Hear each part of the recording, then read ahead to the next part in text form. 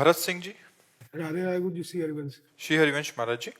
गुरु जी, जाने अनजाने में मुझसे जो पिछला पाप आचरण हुए, वो क्या उन पापों को भोगना पड़ेगा कि नाम जप से उसको अगर मिटा प्रायश्चित कर लेते हो, भगवान की आराधना कर लेते हो और भगवान से प्रार्थना करते हो तो नष्ट हो जाएंगे, नहीं तो अवश्य में भोक्तव्यम कृतम कर्म शुभाशुभम।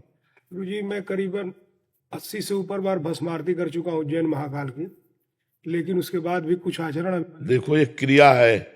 हम जो बात कर रहे हैं वो समर्पण की कर रहे हैं।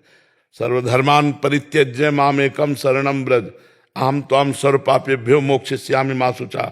एकमात्र अंतर्गति से भगवान की शरणागति गिनने से नहीं होता, अंदर से किसके हो। आप खुद उत्तर दे दिए कि अब भी आचरण हमारे गलत है, अर्थात भगवान की शरणागति पुष्ट नहीं है, भगवान की शरणागति नहीं, तो वो हुआ शुभ कर्म और ये हुआ अशुभ कर्म, दोनों को भोगने पड़ेगा। अवश्य में भोक्तव्यम कृतम कर्म शुभाशुभम, शुभ और अशुभ दोनों को भोगने पड़ेगा।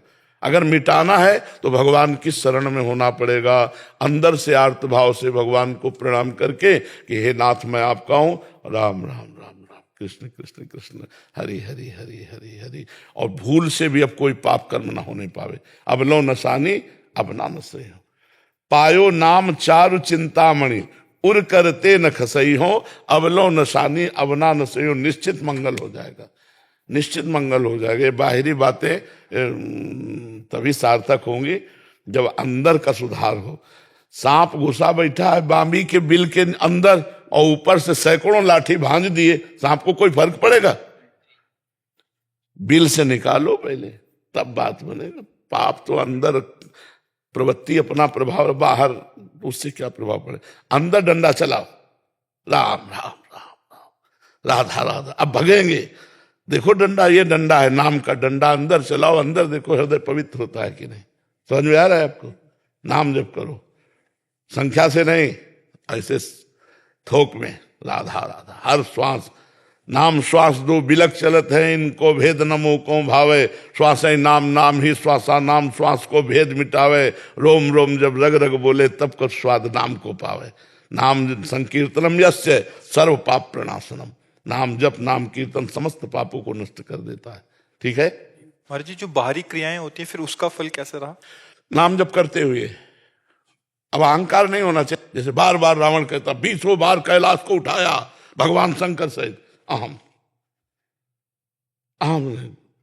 जब कोई पूछे भी तो अति दैन्य होकर के, मतलब बहुत नीच अधमा, कैसे मेरा मंगल हो, कैसे भगवान की शरणागति हो।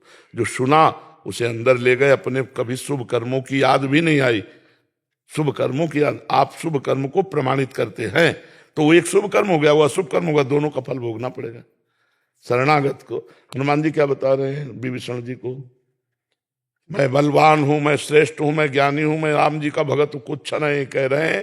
प्रात ले जो नाम हमारा, ते दिन ताहि न मिले आहारा। असमय अधम सखा सुन पर मोहू पर रघुवीर। मेरे पर भी रघुवीर कृपालु है, उनकी कृपा है, भगवान की कृपा है। यह शरणागति की भाषा और यह है क्रियाभिमानी की भाषा। तो क्रिया मात्र का अभिमान रखने से हम माया पर विजय प्राप्त नहीं कर सकते, अपने अशुभों को नहीं मिटा सकते। दैन्य हो, भगवान की शरण में हो, ठीक है ना। नाम जप करो और कभी अपने किए हुए शुभ कर्मों को सभा में मत कहो, किसी से मत कहो, अंदर अंदर नाम जप करते हुए भगवान से प्रार्थना करो, प्रभु मुझे बचा लो इस संसार समुद्र से। तो वो बहुत कृपालु हैं, निश्चित आपके सारे पाप क्षमा करके वो आपको अगले आनंद में पहुंचा देंगे, जो आनंद की भूमिका है। पर नाम जप न छूटे प्रभु, जितना नाम जप कर सकोगे उतने मंगल होगा। महाराज जी, भीष्म पितामह की शरणागति बहुत जोर की थी महाराज जी, फिर पुराने पाप के कारण तो सही है नहीं। शरणागति से वो पाप थोड़ी नष्ट करने के लिए शरणागत हुए थे। महाभागवत पाप थोड़ी नष्ट करते हैं, महाभागवत भोगते हैं। कमजोर पाप नष्ट करता है, कमजोर आदमी नष्ट करने की सोचता है। और जो भगवान के निज जन होते हैं, हे प्रभु आपसे प्यार करता हूं तो हर गम आपका दिया हुआ सहूंगा, कभी किसी से शब्द नहीं उच्चारण करूंगा। आपका विधान, अब हमारे पाप कर्म नहीं, आपका विधान चल रहा है। नाथ अगर हमारे कर्मानुसार हमको किडनी फेल किया तो हम आपकी जय बोलेंगे, आपको बोलेंगे जय हो, आपकी आपकी जय हो। हम मुस्कुरा कर आपसे बोलेंगे आपकी जय हो। आपका हर विधान सर माथे पर, हम उसी में राजी जिसमें तेरी रजा है। वो तो महाभागवत है, वैष्णवाचार्य हैं, द्वादश वैष्णव में भी शिव जी है। रामकृष्ण परमहंस के गले में कैंसर था, 1 सेकंड में मिटा सकते हैं, 1 सेकंड में इतना पावर है। आओ अपना काम तुम करो, हम अपना काम कर रहे हैं। किडनी फेलियर प्रश्न उत्तर करेगा, किडनी फेलियर 11 बजे रात के जगेगा, 8 बजे शयन करा दिया गया, 8 बजे 9, 10, 11। तुम्हें हम किडनी फेलियर लग रहा है, रोज डायलिसिस हो रहा है। तो ये है भगवान का प्रताप और ये है कर्म का प्रताप।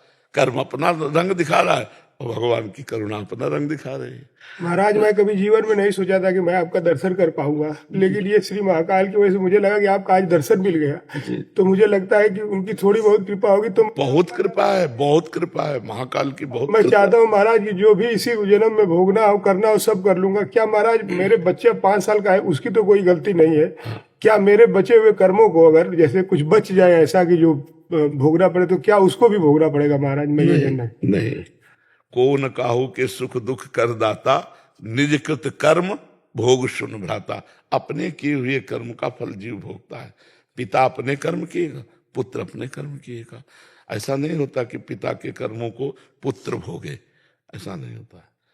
हाँ, पुत्र के नाते पिता का कर्जा चुकाना पड़ेगा, या पिता की संपत्ति मिल गई तो उसका उपभोग करना होगा।